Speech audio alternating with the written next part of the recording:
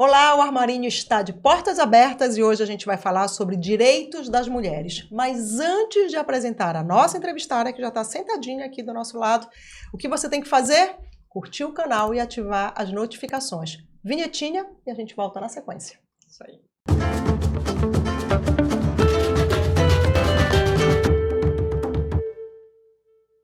Olá, pessoal! Estamos aqui começando mais um episódio do nosso Armarinho Podcast. Não esqueça de curtir, comentar, compartilhar o nosso conteúdo com pessoas que você gosta e assistir aos outros episódios que estão aqui também na nossa página.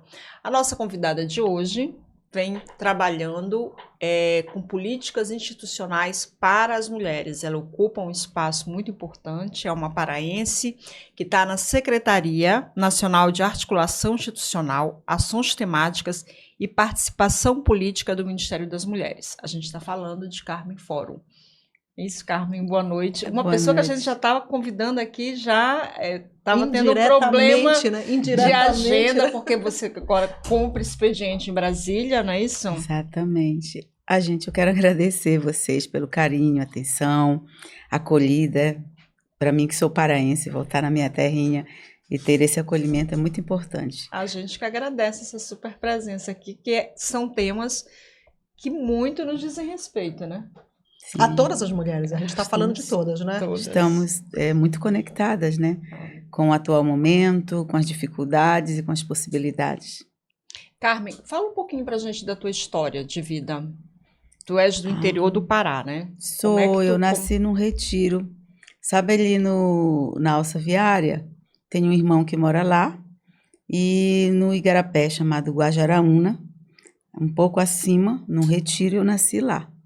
Progresso passou e uma estrada passou por cima do Igarapé. Eu acho que é o quilômetro 72. E ainda criança, a gente mudou para o Alto Moju. Então, no Alto Moju, era muito mais fácil ir para Igarapé-Miri por um furo, que tinha do rio Moju para Igarapé-Miri, do que ir para Moju, a sede da cidade, né? Então, eu acabei, no final da história, me identificando, fazendo relações cotidianas com Igarapé-Miri. Aí depois eu ganhei um título de cidadã igarapé-miriense, foi o suficiente para mim me amarrar lá de vez. E como é que surgiu a política partidária na tua vida? Ela começou pela sindical. O meu pai era do sindicato. Sindicato dos Agricultores? De Igarapé-Miri. Uhum. E a gente ia muito no sindicato, o papai ia lá pagar mensalidade. Também nessa época, no Fundo Rural, tinha dentista, tinha assistência médica, a gente ia muito com o papai lá. Mas era o papai, eu tinha uma carteirinha amarela, né, que acompanhava ele para os benefícios. E até aquele momento não era não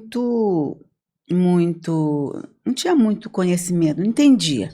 Tu eras, nessa época, uma criança, uma menina menos de 8, 9, 10 anos, né? E lá no interior, eu estudava. Eu tive primeiro que aprender a nadar, para depois ir à escola. Tem até um vídeo que o Lula fala sobre isso. Porque se ir para a escola sem saber nadar, se corre risco do barquinho virar, né? Da canoa virar. A criança ribeirinha, essa é a primeira lição, né? Primeira lição. A da sobrevivência, né? Sobrevivência. Então, você tem que aprender a nadar como uma segurança. Então, eu ia à escola.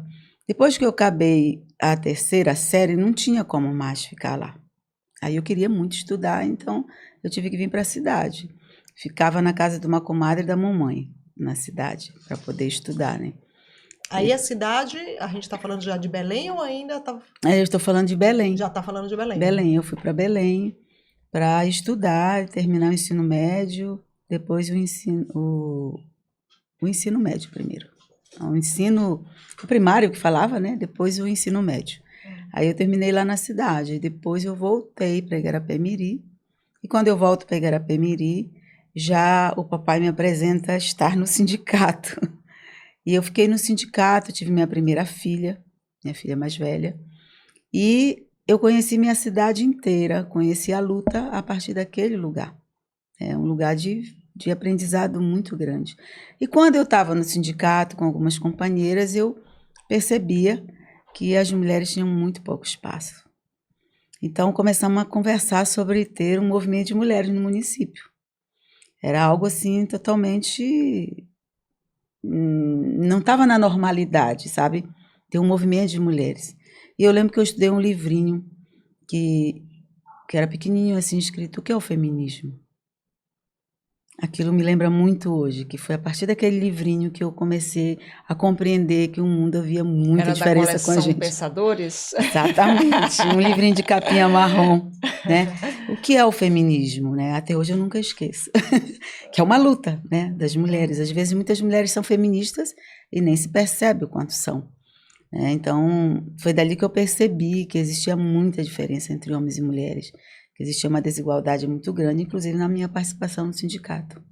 Na participação no sindicato, tu falas, porque o sindicato, a imagem que eu tenho é que às vezes é também um espaço muito machista, né? Ainda muito ocupado por eles nos cargos, e às vezes parece que as mulheres elas estão ali mais como apoio, né? Ou mais do serviço social, do sindicato, mas nas decisões também do sindicato eu não percebo tantas lideranças mulheres. Acho que já foi bem pior.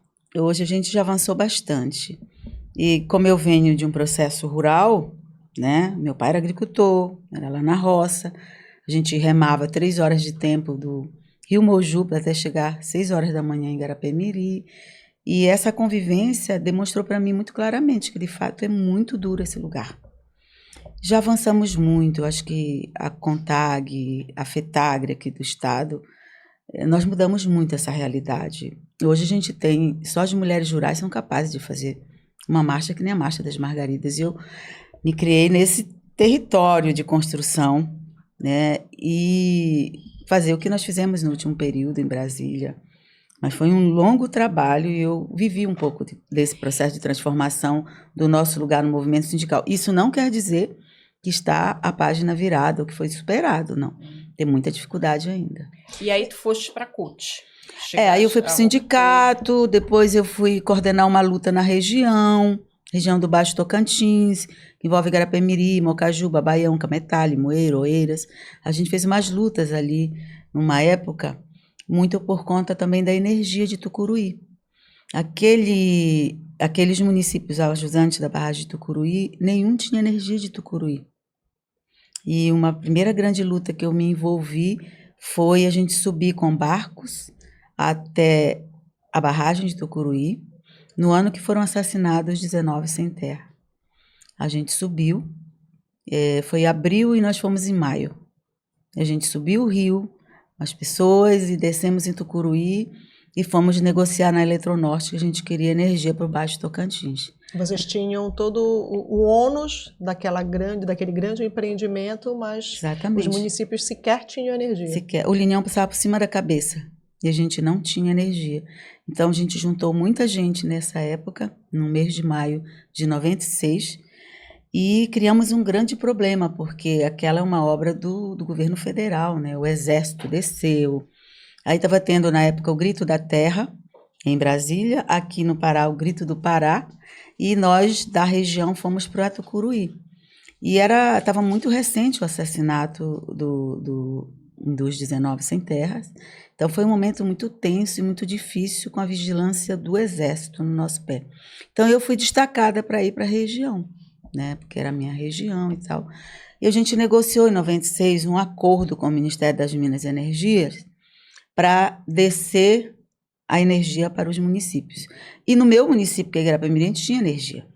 E quando foi construída a hidrelétrica de Tucuruí, por conta de Barcarena, a gente tinha energia. Mas a gente liderou essa luta junto com muitos outros companheiros. E nós ficamos lá e fizemos greve de fome. Ficamos lá uma semana, acampamos em frente à Eletronorte. E esse, na verdade, foi meu batismo na luta do estado do Pará. E aí a minha pergunta sobre a CUT, tu chegaste a assumir um cargo, né? Aí eu passei aqui pelo estado, na FETAGRE, na CUT, e depois eu fui para a CONTAG, e ao mesmo tempo que eu estava na CONTAG, eu estava na CUT Nacional.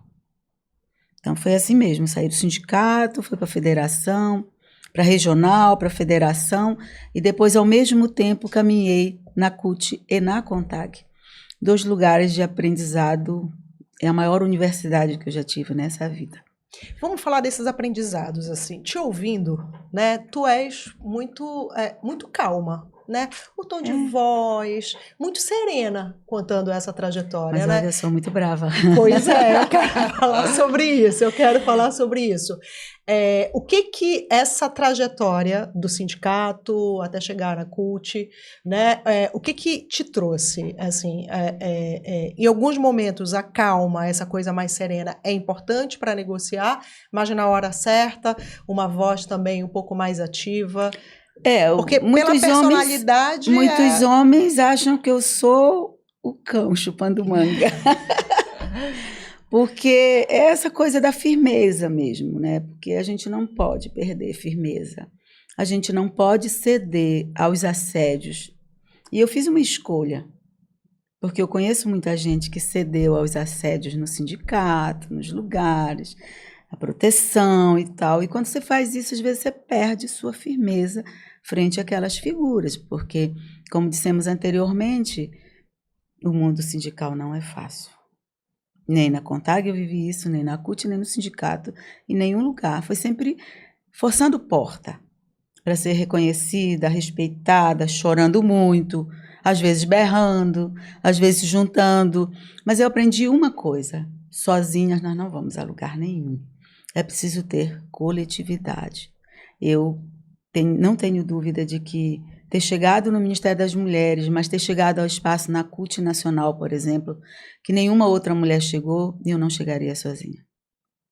Como, por exemplo, eu fui a primeira mulher secretária de Meio Ambiente da CUT, né? Acompanhei toda a discussão aí de clima, desde Copenhague, 2009. Eu fui vice-presidenta nacional da CUT e eu fui a primeira mulher na história do Brasil a ser secretária-geral da maior central sindical da América Latina, a quinta maior do mundo. Isso faz com que você fique, às vezes, um pouco mais dura para poder enfrentar. Porque quando um homem é secretário-geral, aí tudo bem, né? Mas quando no outro dia que é uma mulher que assume, aí a vida muda totalmente para a gente, né? Antes eu era vice, eu era uma menina boa. Mas quando eu tive que dizer não, quando eu tive que dizer por aqui, eu penso. Aí o tempo inteiro tem uma coisa que me incomodava, que até hoje me incomoda. Se você é firme e se posiciona, aí alguém vira para você e diz assim, calma. Eu digo, mas eu tô calma. Porque questionar, perguntar, é como um sinal de que você está agitada. Nem sempre a gente está agitada, a gente está doendo neles a forma como a gente pergunta, como a gente indaga, como a gente critica. Naturalmente, os homens têm dificuldade de receber crítica, né? Principalmente do seu lugar de poder. E vamos falar um pouquinho agora, falando em lugar de poder, dessa tua chegada ao Ministério das Mulheres, esse teu trabalho em Brasília. Como é que tem sido essa experiência? Pois é, eu fui convidada. Eu não estava muito querendo ir para o governo, mas eu fui convidada e eu senti o peso da responsabilidade. Porque a gente fica na luta social há muito tempo e você está sempre muito incomodada, né, com as coisas que não avançam, principalmente num governo que nem do Bolsonaro. Então, nós vivemos um processo muito duro lá atrás. Não só não avançou, como retrocedeu muito, né? Foi uma destruição total. Então, eu vivi os acampamentos da Dilma, a gente visitava a Dilma toda semana, a gente viveu à porta da Polícia Federal lá no Paraná, em Curitiba, íamos toda semana, a CUT, os dirigentes da CUT, eu pessoalmente participei muito daquele processo. No dia que o Lula foi solto, no dia que o Lula foi preso e no dia que o Lula foi solto, a gente correu para lá, estávamos todos lá. Então, assim, você tem um projeto, claro, de que esse país precisa mudar, né? E aí, de repente, o Lula se reelege, eu tive a experiência de ser candidata aqui, foi uma experiência que eu tenho dito que no GTI de enfrentamento à violência política que a gente construiu no Ministério, eu sei o que é violência política, um corpo negro de uma mulher rural, pequena, porque eu não sou aquela negona, eu sou pequenininha, 1,5 metro só, isso não me dá nenhuma vantagem, né? E eu sei o que é violência política na pele, como eu tenho certeza que outras mulheres que já passaram por aqui fizeram esse depoimento para vocês. Então, e eu estava na Secretaria-Geral da CUT, estava bem, enfrentando assim, assumi em 2019 a Secretaria-Geral da CUT, e em 2020 nós tivemos uma pandemia. Então foi terrível. A gente conversava, fazia reunião com 400, 500 pessoas, uma manhã inteira eu coordenando aquela reunião. Eu acabava exausta. Foi um processo extremamente duro, a pandemia para todos nós, além de todos os processos que foram da não vacina, da morte das pessoas, da perda de companheiros. Então foi tudo muito difícil.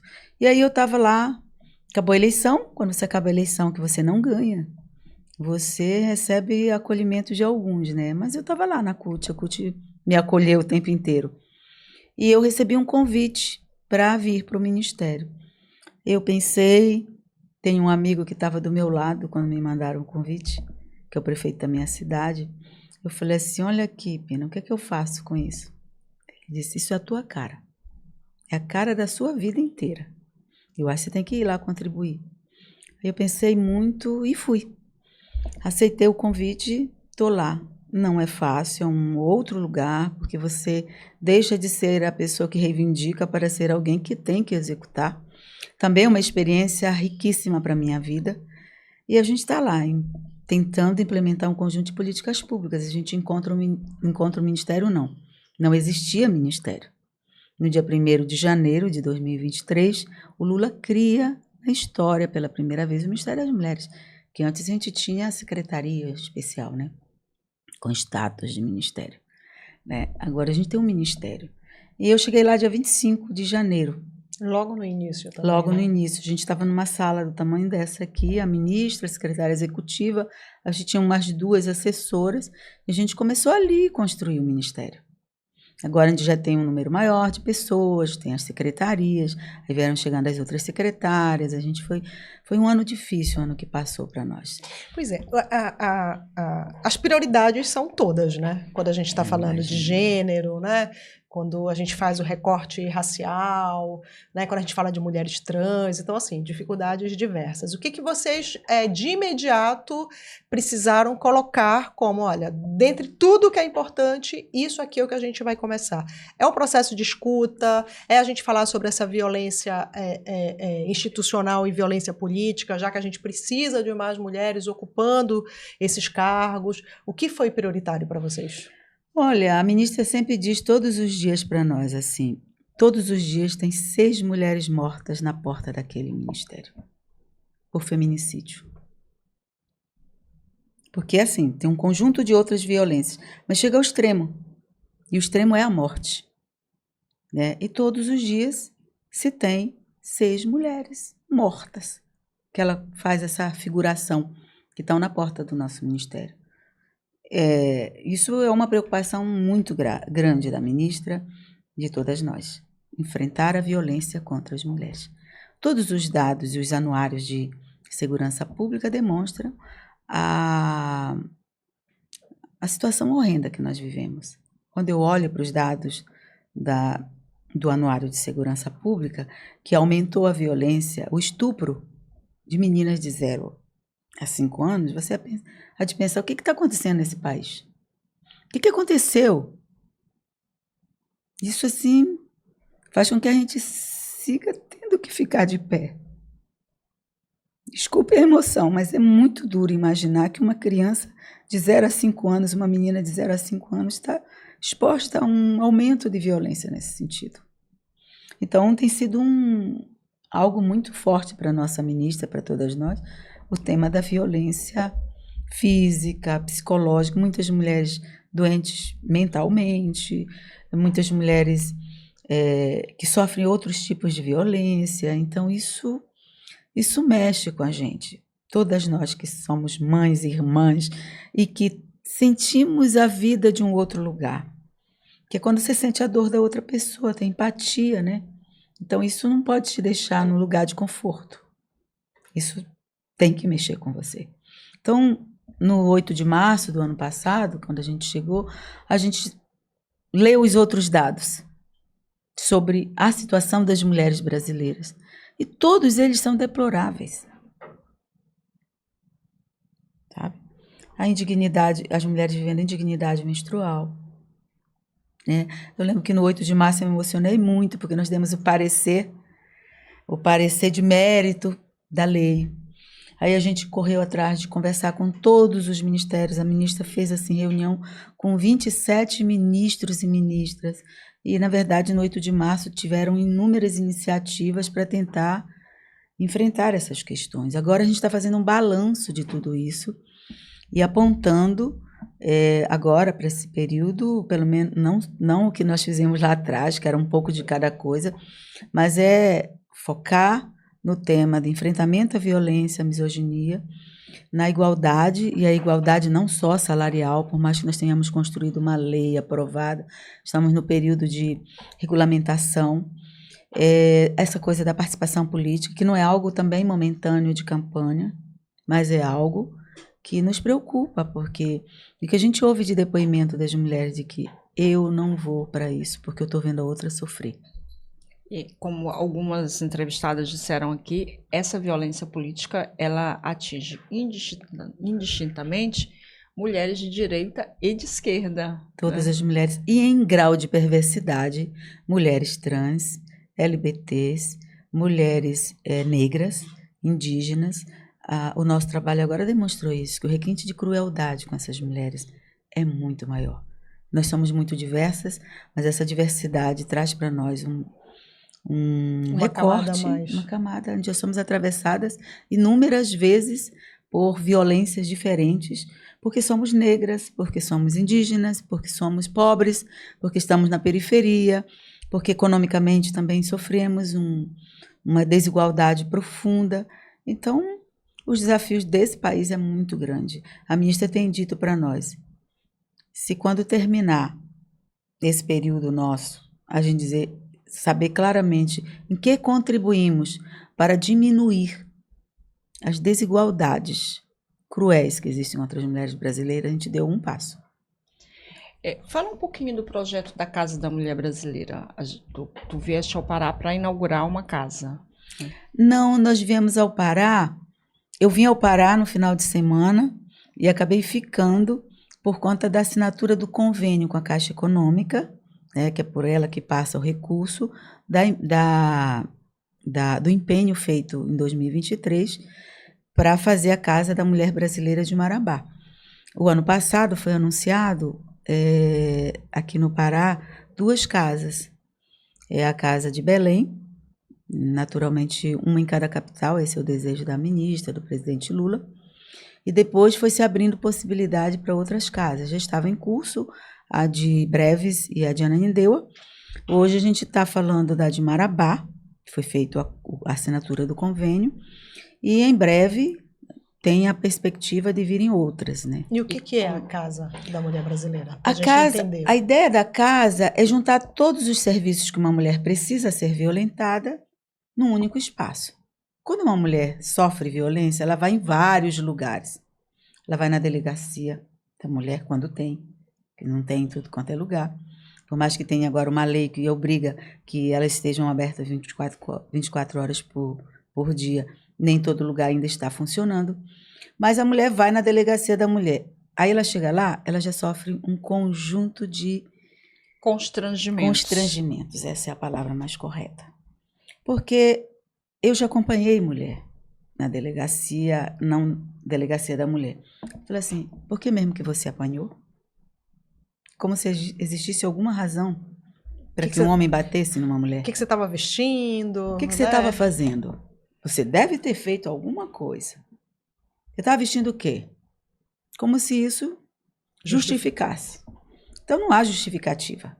Então, às vezes ela vai lá e não vai mais a lugar nenhum. Ela não vai no hospital quando é estuprada, porque está mal já. Ela está com o olho roxo. Às vezes ela não tem como sair da sua comunidade por conta das condições econômicas. Aí fica com vergonha. Então ela faz um caminho, ela percorre um caminho muito longo para poder ter um processo, para poder ter um atendimento. E muitas vezes com os agentes do Estado tentando demovê-la de que este é o caminho que ela É. deve percorrer. Então, basicamente, é nessa situação, que É, é uma né? situação super importante. Exatamente. Um outro tipo de serviço também a Casa da Mulher Brasileira Olha, vai... nós queremos que ela tenha delegacia lá dentro, que ela tenha um sistema de justiça, que ela tenha outros níveis de atendimento e possa ficar e até abrigar. Né? Às vezes não é o abrigamento em si, mas às vezes por uma passagem rápida, ou que ela saia da porta desta Casa da Mulher Brasileira, encaminhada inclusive com um processo de formação para ter condições econômicas de ser encaminhada para algum trabalho. Então, é um processo muito importante. A ministra Cida experimentou isso na prática, que foi na época da Dilma, né, da nossa presidenta, que foi pensada a Casa da Mulher Brasileira. E lá ela era secretária de enfrentamento à violência, ela viveu todo esse laboratório da construção de um instrumento, tem esses serviços. Né? Então, a Casa da Mulher Brasileira cumpre esta finalidade. Eu digo sempre que cada Casa da Mulher Brasileira que se inaugura, meu coração dói profundamente, porque a gente sabe que está tendo mulheres que precisam desse espaço. Não é algo que nós podemos deixar de fazer, mas não é algo prazeroso de fazer. Né? O ideal seria não precisar, né? Nunca mais precisar. Eu falo, se nós chegarmos ao final desse mandato com 300 casas da mulher brasileira, significa que as mulheres continuam sendo violentadas. Então, várias ações do Ministério na área da violência de prevenção, né, para não chegar a esse patamar. Secretária, quando a senhora fala e cita, por exemplo, Marabá, a Casa de Belém, a gente está falando, Ananindeua, a gente está falando de algumas cidades que, infelizmente, né, lideram esse ranking de violência, Certo. de estupros, enfim, de feminicídios. A senhora tem números mais atualizados, por exemplo, dessa violência aqui no Pará? Né, que é o seu estado, como é que a senhora acompanhou? Porque aqui a gente sabe, por exemplo, a senhora citou também a possibilidade dessa casa, eu não sei se ela já é realidade em breves, né, que também tem mazelas para uma mulher, para um corpo feminino que realmente são, né, muito difíceis, mas eu lembro de imediato de Altamira, também, que é um lugar que... Muito né, violento. que... Tem uma história de violência grave. Né? Então, o ano de 2022, quando o anuário saiu, aliás, em 2023, saiu o anuário relativo a 2022. O Norte tinha crescido profundamente a violência, em todas as perspectivas, incluindo o Pará. O ano de 2023, quando saiu o anuário novo atualizando, ele tinha uma diminuição em algumas regiões, porém aumento em outras, e acabava não diminuindo no geral. Ele acabava, tipo assim... Diminuiu no norte, no entanto, no sudeste aumentou, e aí quando você faz a conta, acaba ficando no mesmo patamar de violência. Eu sou meio ruim de números, mas essa é a lembrança que eu tenho dos dados que nós tínhamos, que está à disposição nas redes, bastante números recortados sobre as cidades. Né? E tem um fator que me chama muita atenção, que é a violência com as mulheres rurais, porque esses dados eles demonstram muito mais aquilo que você consegue acessar, e em alguns lugares as mulheres rurais não denunciam de nenhuma forma. Então a gente tem um dado muito ainda estimado, ele não é então, um às dado vezes tão ter um número baixo de casos não significa é uma que não tenha, que não tenha violência, né? No último estudo ele fala sobre exatamente isso. As mulheres rurais não conseguem. Porque, na verdade, o serviço acaba ficando nas cidades polos, na capital. Lá embaixo não tem muitos dos serviços, né? Você procura aqui no Pará, onde é que tem delegacia da mulher? No estado do Pará. Quais são as cidades que têm delegacia da mulher? São poucas, né? Secretária, eu penso que, além, obviamente, dessa dificuldade geográfica, né, para acessar, muitas mulheres, a senhora está falando das mulheres, né, nesse âmbito rural e tal, mas muitas mulheres elas não têm a informação. E aí, no início da nossa conversa, a senhora falou que o que, né, lhe ajudou a entender, quando a gente está falando de direitos, né, das mulheres, foi um livrinho, né, que explicava o que é o feminismo. Mas a gente sabe que hoje, quando a gente fala em feminismo, quando a gente fala de direito das mulheres, muitas mulheres elas não se percebem né? Certo. Protagonistas da sua própria vida, né? Detentoras desses direitos. Como é que a gente leva a informação para essa senhorinha lá na ponta, essa agricultora, né? Que se habituou, muitas vezes, a ser violentada por esse marido, tem a violência patrimonial, enfim, tudo Que naturaliza, né? que Porque às vezes naturaliza nem isso. percebe A filha cresce nesse ambiente e acha que o mundo é isso. Como chegar a essa pessoa e dizer assim, você tem direitos? E eles podem até não estar tão perto de você, geograficamente, né? No formato da Casa da Mulher Brasileira, mas você, em algum momento, você precisa acessá-los. Como é que a gente chega? Esse é um desafio que eu imagino que é constante para vocês. É um desafio gigantesco, porque os instrumentos para isso deveria ser essa articulação necessária do governo federal ao governo municipal. Claro que não é só o governo que vai resolver isso. A sociedade civil organizada faz uma grande contribuição nesse sentido.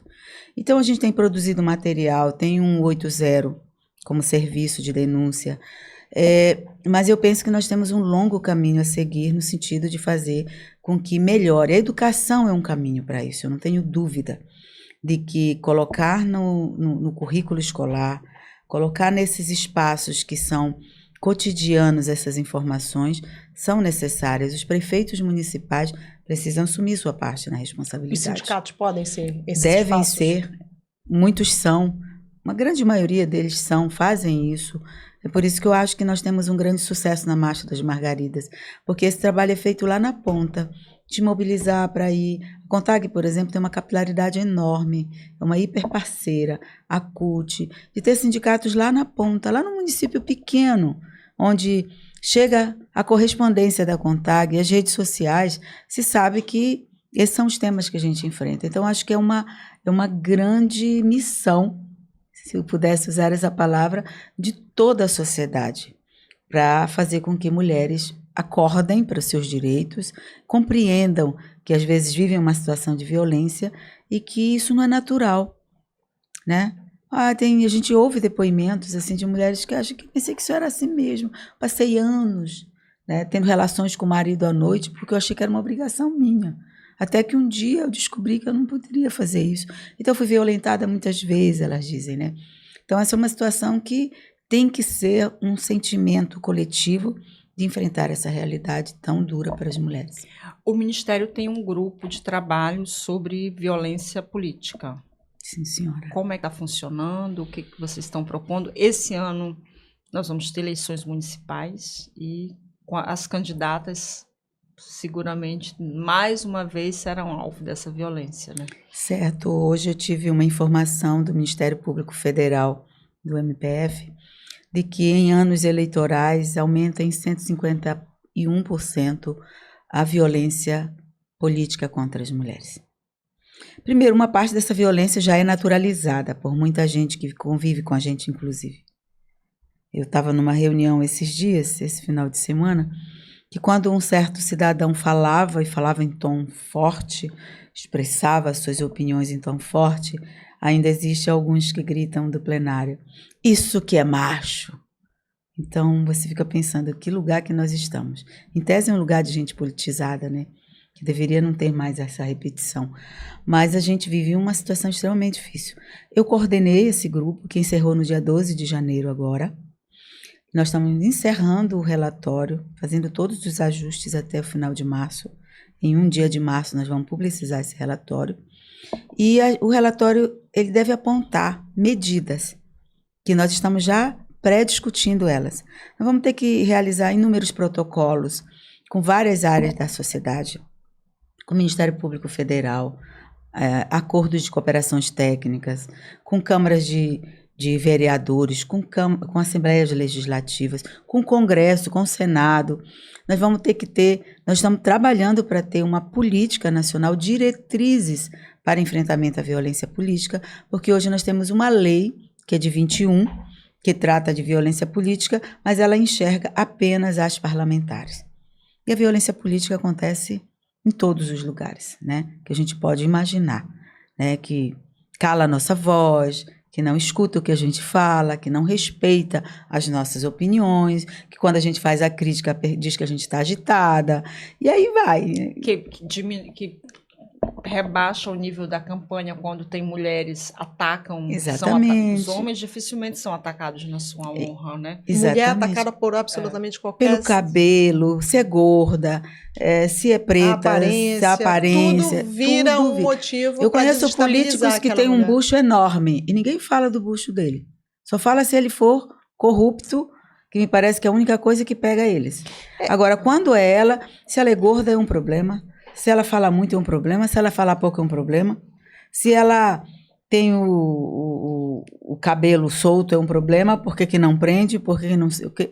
Se ela é a Paola Oliveira, ela é um problema. Veja bem que neste país... Até a Paola... Basta ser mulher que já é um problema. Basta ser mulher, porque a pessoa nasce a Paola Oliveira e ainda assim o caboclo olha e acha que pode ir lá e fazer alguma crítica, né, ao corpo da Paola. Eu digo assim, o que... Então, sempre as críticas, mortais? E essa violência é sobre o nosso corpo, sobre o nosso comportamento, sobre com quem namoramos. E aí foge total da crítica política, né? Da competência, das propostas. Pois é, e aí eu lhe pergunto, é óbvio que eu acho e defendo a necessidade que os protocolos existam e que eles possam ser assinados com todos esses atores da sociedade que a senhora está falando, né?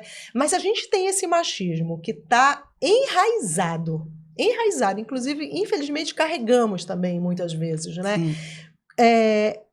A gente pode ver esse horizonte com mais futuro e imaginar que não só agora nessa eleição, mas que no dia a dia de qualquer menina ela vai ficar menos vulnerável. Eu sou uma mulher que acredito que nós podemos mudar o mundo, senão não estava aqui. Eu já tinha desistido, tanto por ter vivido muitas situações, quanto porque eu acredito que as meninas jovens que estão na política podem, inclusive, revolucionar. Então, eu sou uma mulher que acredito realmente que todo passo que nós temos, outras que vieram antes de nós, nos deixaram aqui nesse lugar. Então, nós temos que ter a capacidade de ajudar e de seguir para ir em frente. Então, a gente está pensando na construção de um decreto do presidente Lula. A gente está ainda avaliando qual é o instrumento que construa diretrizes de enfrentamento à violência política. A gente pensa que coletivamente, com protocolos, com acordos de cooperações, com as diversas áreas da sociedade, fortalecendo a sociedade civil, pensando como que a gente dialoga muito com o TSE. O TSE abriu uma consulta há alguns dias atrás, semana passada teve uma audiência no TSE com a ministra Carmen Lúcia, perguntando o que poderia ser feito para melhorar a situação na área da legislação, do financiamento, nas eleições. E ocorreram 900 propostas da sociedade como um todo nessa consulta, né? E tinha de tudo. Então, eu não sei como é que a ministra vai lidar com tudo isso, nós estamos acompanhando. Mas cada passo que a gente dá, a gente pode sonhar que nossas bisnetas, para aquelas que são mães, escolheram ser mãe, poderão ter uma vida melhor. Então, a gente precisa... Eu, como sou agricultora, eu acredito muito. Você plantar hoje, você come amanhã. E você colhe. Se você não plantar, você não colhe. Então, acho que a gente vai ter que plantar muito. Muita esperança, muita ação concreta. Se a gente tiver uma política nacional, um plano de trabalho, uma articulação entre o governo, com a sociedade civil, e apontando sempre que é possível fazer essa transformação, a gente vai dar passos. E orientar as próprias candidatas, né? Porque Exatamente. Muitas delas são alvo dessa violência, mas, como a Adelaide falou, não percebem ou naturalizam. Parece que porque sempre também foi assim, né? Então... outras são muito tuteladas, né? Nós vimos uma onda de mulheres que foram eleitas pelos seus maridos, pelos seus pais, pelos seus irmãos, que são substitutas deles na política. Portanto, se é substituta deles, normalmente você acaba fazendo o que eles querem, né? Então, às vezes elas demoram um tempo também nesse lugar, depois elas se libertam, mas é um processo complexo, muito complexo, porque nós temos o Congresso fez uma pesquisa e mostrou o quanto de pessoas que são parentes no Congresso, inclusive mulheres. Então, há uma tendência de tutelamento também nesse sentido. Aqui eu acho que no Pará tem esse exemplo, eu acho que é muito claro, e às vezes mulheres que têm relacionamentos amorosos, né, com outros políticos, e quando elas decidem romper aquele relacionamento, elas não se reelegem, porque eles fazem questão, né, de acabar com a trajetória política. É como se, você me deve a sua trajetória política, né? Mulheres que são super interessantes, inteligentes, mas ainda assim tiveram suas carreiras, né? Eu posso falar em off depois, tá? Eu não vou falar isso, porque o meu advogado disse que eu não devo falar. O dedinho de marcar chega tarde. Mas o meu advogado, ele recomenda que eu não faça, mas depois sim, mas infelizmente isso também acontece, né? Acontece cotidianamente. Aí você tem um ambiente muito difícil de viver. Nós vimos nos últimos tempos, né, o que foi a discussão do marco temporal e as 6 mulheres que em 4 horas de tempo foram levadas à comissão de ética. É um processo em tempo recorde. Eu falo, os homens só faltam se estapear no plenário, falam todos os palavrões e tudo bem, mas quando uma mulher ousa a questionar profundamente, e aí a questão é política, né? Ela ousa questionar aquela política, ela sofre repressão e é retaliada permanentemente.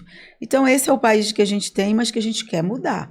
Eu acho que o Ministério das Mulheres, o Ministério da Justiça, da Igualdade Racial, dos povos indígenas, inclusive porque todos esses compuseram o GTI, e foi uma discussão muito importante, porque as mulheres, elas não são iguais, elas são diferentes, né? Nós somos negras, brancas, amarelas e as cores que a gente quiser ser, e a gente precisa pensar em todas elas, né? Então foi preciso a gente se juntar para pensar como serão os passos que a gente vai dar no próximo período. Espero que a gente tenha pelo menos um paredão para amenizar essas dores tão difíceis que é ser candidata na política. No Brasil, a gente tem 12% de mulheres prefeitas, acho que ali em torno de 16% de vereadoras, mas, pasme, a gente tem quase 1.000 municípios no Brasil que não sequer tem uma vereadora. Tem municípios que não tem nenhuma vereadora. Mudar esse quadro é muito importante, a partir do local, né? Porque as pessoas moram no município. É lá que elas recebem as políticas públicas, é lá que elas vivem. Então, aquele lugar precisa ser transformado. Esse é um ano bem importante, né, para que essa transformação aconteça.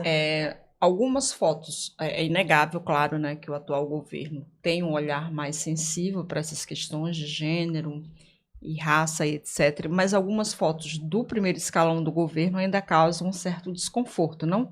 Pela quantidade de homens brancos. Sim, com e ele toda ouviu certeza. Muita crítica sobre isso. A própria Janja reclamou essa semana, né, que é preciso ter mais mulheres. Eu sempre olho isso da seguinte forma: a gente não pode estar conformada. Mesmo que seja um governo que eu faço parte, que eu acredito, que eu aposto. Nós vamos ter que ter capacidade de continuar mobilizando e forçando a porta. A ministra queria fazer uma discussão, assim como a Aniele fez, a Aniele apresentou uma lista de mulheres negras prontas para assumirem cargos federais, quando uma outra ministra disse que não tinham mulheres negras para assumir os cargos. Nós queremos ter uma lista de mulheres de partidos, quando sair uma ministra daquele partido, poder ter uma outra ministra daquele partido, porque os partidos precisam apresentar seus nomes, né? Então a gente vai fazendo sempre movimentos de empurrar a porta. E aí eu não acho também que o governo do presidente Lula iria resolver todos os problemas. Nós temos uma oportunidade de alterar essa fotografia, né? E tudo que a gente está fazendo no Ministério das Mulheres tem esse sentido permanente dentro do próprio governo, né? A nossa ministra é muito firme para enfrentar também todo o conjunto do governo, que não é uma tarefa muito fácil. Vocês lembram que ela reclamou que toda vez que ela ia no Palácio do Planalto, ela era barrada na porta, né? Então, assim, que importância, como você enxerga as mulheres nesses espaços. Então, o caminho é longo, mas temos que ter firmeza para seguir esse caminho. Nós que estamos agora, todas as que virão e as que estão. Até porque tem estudos que mostram que quando tem mulheres ocupando cargos públicos, a gente tem mais políticas públicas para mulheres. É cientificamente comprovado. Inquestionável. Eu lembrei agora. Eu lembrei agora. E tem a ver também com as mulheres negras, né? Que também é um grande desafio para nós estarmos nos espaços de poder e decisão, né? Não é só mulheres negras, porque ainda quando você faz esse recorte, aí quando a gente está debatendo agora igualdade salarial, você vê que as mulheres brancas recebem 22% a menos que um homem no salário. Mas as mulheres negras, 48%. Recebe ainda menos. Ainda menos. Então, assim... A gente falando dessa questão das mulheres ocupando, né, mesmo nessa fotografia do atual governo, e que a gente ainda, né, se ressente que não tem a quantidade de mulheres, né, que deveria ter, porque elas existem, são talentosas, são inteligentes e podem ocupar esses cargos. Certo. Mas eu lembro de campanhas muito recentes dos partidos, a gente vê em televisão, em que o partido de tal mulher, né, o partido da diversidade, e quem representa esse espaço dentro do partido é um homem. Sempre né? é homem. Às vezes você vê a propaganda de determinados partidos e ali vai discutir sobre o Dia da Mulher e tem 3 homens na mesa para discutir o Dia da Mulher. Falei, hello, tem alguma coisa errada aí, né? Eu não acredito que não tenham, que eles ainda coloquem mulheres só ali como número. A discussão da PEC 09 é a demonstração disso. Perdoar sempre a manipulação do recurso para o enfrentamento, para as campanhas. Algum jeito ainda se há de manipular e desviar aquilo que é uma conquista nossa. Então, vamos ter que ir forçando sempre as portas, porque a gente conquista no papel, porque ter um valor definido para as campanhas de mulheres, tempo de TV, tem estudos que foram apresentados que eles arrumaram um jeito de burlar. Muitos partidos cumprem a cota de gênero só para constar, né? Para constar, para manipular recurso. E isso não sou eu que estou inventando, nem posso usar o nome de ninguém, mas tem comprovado que eles pediram pela 4ª vez, né, o perdão da maldade com a participação política das mulheres. Como se não tivesse sido, né, deliberado, né, essa mudança. A senhora tem uma pauta que a senhora até falou do marco temporal agora, tem uma pauta que para a senhora também é muito importante, que é a pauta ambiental. A senhora já acompanha essa pauta desde a época da CUT, né? Fale como a gente pode, porque quando a gente está falando de racismo ambiental, quando a gente está falando dos impactos, a gente, né, estamos gravando aqui na Amazônia, aqui em Belém, aqui nesse momento, casa, inclusive aqui em sede casa, da COP30, né? Daqui a um ano e pouquinho estaremos na COP30. Eu queria que a senhora trouxesse também o seu olhar para toda essa discussão atrelada a essa questão das mulheres. Então, esse será um desafio enorme para o Brasil e para as mulheres brasileiras e as mulheres do mundo todo, né? A gente vive uma crise climática, isso é uma realidade, não é invenção científica. É uma realidade, uma crise climática decorrente desde o processo da primeira revolução industrial, onde você vai destruindo o meio ambiente e acha que por si só ele dá conta de se recompor, e a ciência já provou que não é possível. Então a gente está num momento muito grave das consequências do que foi o uso desordenado dos recursos naturais, dos meios que nós temos, né? E agora o Brasil vai receber uma COP, mas junto a essa caminhada até a COP30, a gente tem o G20, que o Brasil assumiu no dia 1º de dezembro, uma missão de construir políticas, pesquisas, entregas, e nós do Ministério das Mulheres estamos com a missão de fazer algumas entregas, dentre elas uma pesquisa sobre os impactos da mudança climática na vida das mulheres. Então, esse é um grande desafio que nós estamos lidando com ele. Depois de formado o G20, o Ministério das Mulheres foi o primeiro a fazer sua reunião internacional, com os 20 países que compõem o G20, mais alguns convidados, e a gente está com esse desafio. Depois disso, e ao mesmo tempo, não é depois, é ao mesmo tempo, nós teremos que ir até Azerbaijão, que é onde vai ser a COP29, e voltar para ter a COP30 em dezembro de 2025 aqui. Nós temos desafios enormes. O Brasil tem uma experiência importante nessa área ambiental, mas tem suas contradições, obviamente. Ao mesmo tempo que nós temos preservação, que nós temos energia limpa, e que tem também reclamação, mesmo na produção dessa energia limpa. O Brasil tem políticas públicas importantes, mas, ao mesmo tempo, nós temos que evoluir ainda mais nessa perspectiva. Construir políticas públicas nacionais, olhar profundamente os problemas que nós estamos tendo hoje, os desastres ambientais que estão acontecendo, qual é a política pública que nós vamos ter. Hoje eu estive na Universidade Federal do Pará, com o reitor e o nosso vice-reitor, e provavelmente eles vão criar uma comissão de gênero na universidade para sistematizar tudo o que tem produzido cientificamente em relação às mulheres e meio ambiente, mulheres e mudanças climáticas.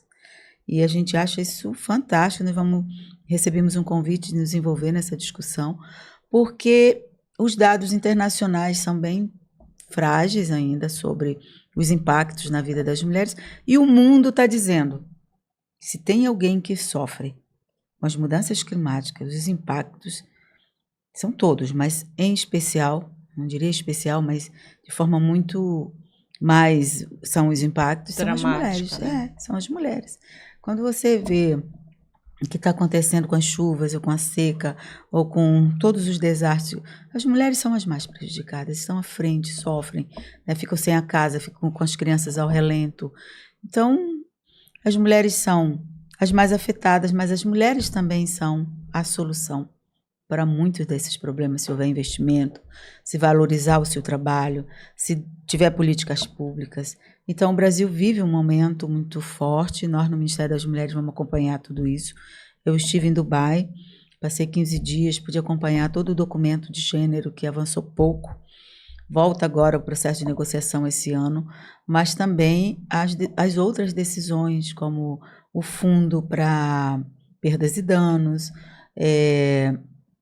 precisa de mais recurso, porque infelizmente o momento é extremamente grave, e a produção que nós precisamos fazer, tanto em políticas públicas quanto do ponto de vista da ciência e das ações. Entender o tamanho do problema, né? Entender o tamanho do problema, é muito grandioso o que nós vamos...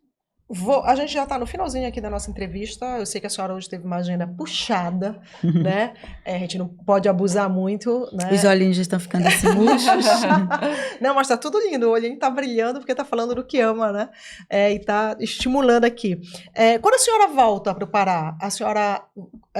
quais são as suas memórias? A senhora vai muito ainda em Igarapé-Miri? Gosta ainda desse... É um outro Igarapé, eu imagino, que é tomar banho. O que lhe traz? Quando não é o trabalho, o que lhe traz de volta aqui? Olha, eu não fui. Eu estou emprestada. Porque eu sou paranaensíssima. Na minha casa tem farinha todo dia, tem açaí na geladeira, tem cupuaçu, tem tudo que tem aqui. Eu venho para as ações do Ministério, mas eu tenho minha roça aqui. Eu sou agricultora familiar, lá em Igarapé-Miri. Meu irmão fica lá cuidando, ele tá bravo comigo, porque dessa vez eu não pude ir, mas eu devo voltar agora durante o carnaval, eu vou lá, eu passo um dia lá, a gente acerta, conversa as coisas, então eu nunca fui. Eu fui emprestada um pouco. E eu sempre digo que cada vez que eu viajo para fora, eu passei 15 dias agora em Dubai, eu volto mais brasileira, mais paraense e mais miriense, da capital mundial do açaí, Igarapé-Miri. E na sua roça planta o quê? Eu tenho açaí. Meu irmão está lá ajudando a manejar o açaí. Na capital mundial do açaí, Na capital mundial do açaí, Se obviamente. tem açaí de verdade no Pará, eu fui conhecer não? lá em Dubai um lugar que vende açaí de Igarapé-Miri. Não sei se vocês acompanharam, o Globo Rural publicou uma reportagem do açaí saindo lá do Meruú, que é um rio que tem em Igarapé-Miri, viajando e chegando em Dubai. E quando o governador esteve em Dubai, e ele foi lá na lanchonete desse rapaz que vende açaí de Igarapé-Miri. Aí eu fui lá também. Provou? É bom? Não responda isso. Aí não dá para comparar, né? Açaí com açaí que chega lá em Dubai. Será que ele vai ver então, o nosso podcast? Pode dizer, não, esse açaí é lá de Dubai, tudo bem que veio, mas não é bom. Mas acontece que é o que eles conhecem e gostam, né? A gente não compara com açaí que a gente gosta, que a gente conhece. Porque o negócio, assim, já é meio rosado, assim, já não é mais assim. Tem um povo que entende de açaí, a galera de Igarapé-Miri, né? Lá não é à toa que nós somos... A comidinha não, a gente começa com o mingau de arroz 9 horas da manhã, né? R$5 já garante esse litro do açaí grosso, né? Se quiser o pau. Agora tem um período que não tá assim, não. Ontem eu estava com o prefeito de Igarapé-Miri e ele me disse, 10 tá aguado. É só na safra mesmo que 10 tá bem grosso, né? E aqui a gente tá comprando agora, né? 20 e pouco. O médio. Tá caro, o médio para fino. Exatamente. Então, eu quero dizer que eu nunca fui. Só vai o corpo, mas o coração mantém-se aqui, porque eu sou paraensíssima, eu amo meu estado, eu amo meu município, eu amo minha região. Acho que aqui é o melhor lugar do mundo para viver, quando eu comparo em todos os lugares do mundo que eu já fui, entendeu? Que bom, né? E vai ficar tomara que fique cada vez melhor para as meninas, para as mulheres de todas as idades, né? Com certeza, esse é a nossa dedicação de vida. Sabe quando você tem um projeto de vida? A gente não pode ser tão feliz quando a gente sabe que meninas nessa idade estão passando por isso. A gente busca felicidade, mas a gente não pode não se indignar. Acho que essa é a palavra. A indignação tem que caminhar com a gente frente a essas questões. Todo dia. Você tem que fazer alguma coisa. O que vocês estão fazendo aqui é muito bacana. Que é dar vozes para que outras vozes e vozes possam falar do que pensam, do que acreditam. Estou muito agradecida a vocês. Viu? A gente que agradece por essa super conversa. Muitíssimo obrigada. Bom trabalho para a senhora lá em Brasília, né? Um trabalho que reverbera em todo o país. E da próxima vez eu acho que a gente tem que ganhar essa tigelinha de açaí aqui, né? A gente está bebendo água, mas né? De repente aqui, né? Um açaizinho. Eu quero dizer que eu já tomei o meu hoje, tá? Tá vendo? Hoje eu nem almocei hoje, mas eu acho que chegando em casa da mamãe agora, uma tigela de açaí vai bem. É isso aí. Obrigada, meninas. Muito obrigada, muito obrigada. Esse foi o Armarinho de hoje, a gente vai se ver na próxima semana. Você já sabe o que tem que fazer. Enquanto isso, vai assistindo os outros tricôs que a gente tem aqui, os outros episódios, que tem muita coisa bacana. A gente se vê semana que vem. Tchau, tchau. Beijo. Tchau.